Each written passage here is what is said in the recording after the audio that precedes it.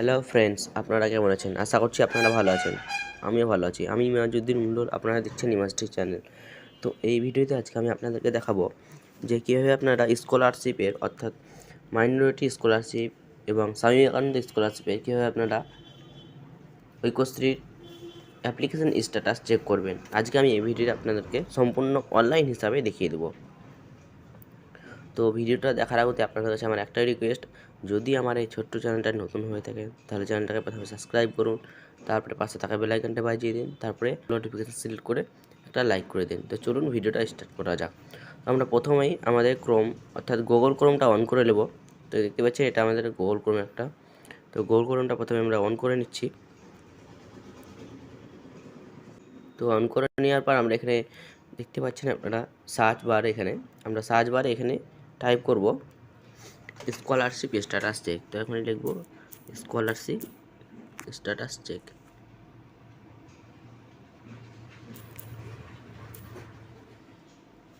দেখতে পাচ্ছেন চলে এসেছে আমাদের এখানে স্কলারশিপ স্ট্যাটাস চেক অপশানটা চলে এসেছে। তো আমরা এই অপশানে ক্লিক করব। তো ক্লিক করার পর একটা ইন্টারফেস আসবে এরকমভাবে। তখন আমরা এখানে স্কলারশিপ দেখতে পাচ্ছেন বড় করে লেখা আছে স্কলারশিপ বলে, তখন আমরা এই স্কলারশিপ লেখাটাই ক্লিক করব।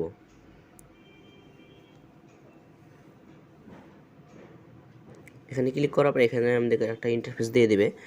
এটা অ্যাডের মতন শো করবে, কারণ এটা স্বামী বিবেকানন্দ মাইনরিটি থেকে হয়। তো এখানে আমরা এটা ক্লোজ করে দিলাম। ক্লোজ করে দেওয়ার পরে এখানে দেখতে পাচ্ছেন আপনারা স্টুডেন্ট এরিয়া। তো আমরা এই স্টুডেন্ট এরিয়াতে ক্লিক করব।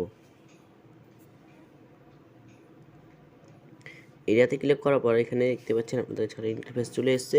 তো আমরা এখানে যেহেতু স্ট্যাটাস চেক করব, তার জন্য আমরা এখানে ট্র্যাক অ্যাপ্লিকেশানে ক্লিক করব। আমরা যদি নতুন করতাম তাহলে এখানে ফ্রেশ অ্যাপ্লিকেশান ক্লিক করতাম। আবার যদি আমরা রিনিউয়াল করতাম তাহলে এখানে রিনিউয়াল অ্যাপ্লিকেশানে ক্লিক করতাম। এবং যদি আপনারা চান যে আপনারা নতুন করে কীভাবে এই অ্যাপ্লিকেশান করবেন ঐক্যশ্রীর জন্য, তাহলে আমাকে কমেন্টে বলবেন, আমি আপনাদের জন্য একটা নতুন ভিডিও বানিয়ে দেব। তো চলুন আমরা এখন ট্র্যাক অ্যাপ্লিকেশানে ক্লিক করলাম, কারণ আমরা ট্র্যাক করব অ্যাপ্লিকেশানটা, অর্থাৎ স্ট্যাটাস চেক করব। তো এখানে আমরা ক্লিক করলাম। ক্লিক করার পর আমাদের কাছে একটা ইন্টারফেস চলে আসবে। এখানে আমাদেরকে বলবে যে ইনস্টিটিউট ডিস্ট্রিক্ট, অর্থাৎ আপনাদের যে স্কুল, যে কলেজ অথবা ইউনিভার্সিটি আপনাদের স্কুলটা যে ডিস্ট্রিক্টের আন্ডারে পড়ছে কলেজটা, সেই ডিস্ট্রিক্টটা সিলেক্ট করতে হবে। তো আমি আমার বীরভূম ডিস্ট্রিক্টের আন্ডারে পড়ছে, আমি বীরভূম ডিস্ট্রিক্ট সিলেক্ট করলাম। তারপর এখানে ওকে দিলাম। তারপরে এখানে আপনাদের একটা ইউআর রেজিস্ট্রেশন ডেট অর্থাৎ এয়ার।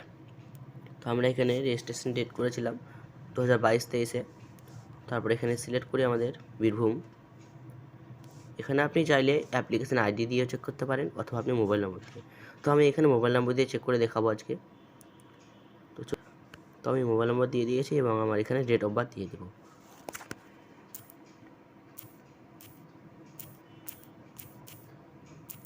তো আমার ডেট অফ বার্থ দেওয়ার পর এখানে দেখতে পাচ্ছেন আপনারা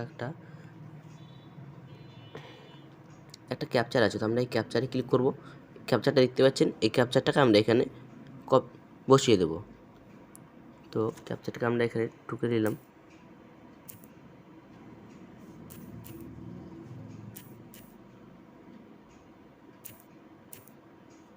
তারপরে আমরা এখানে সাবমিট অপশানে ক্লিক করব। সাবমিটে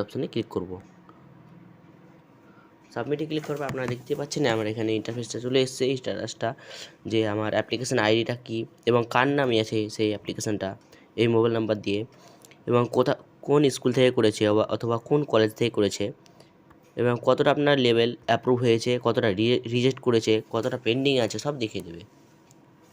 তো আপনারা এখানে দেখতে পাচ্ছেন যে আমার এখানে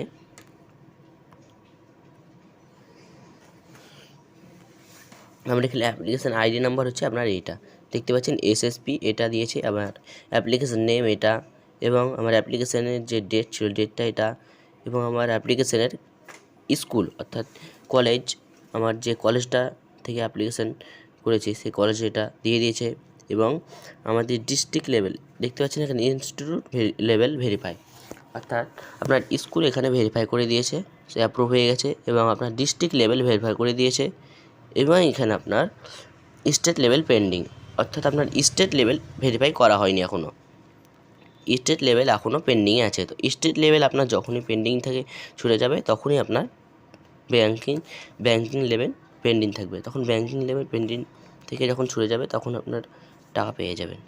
তো এই ছিল ভিডিওটা যদি ভালো লেগে থাকে তাহলে লাইক করবেন আর বেশি বেশি শেয়ার করবেন।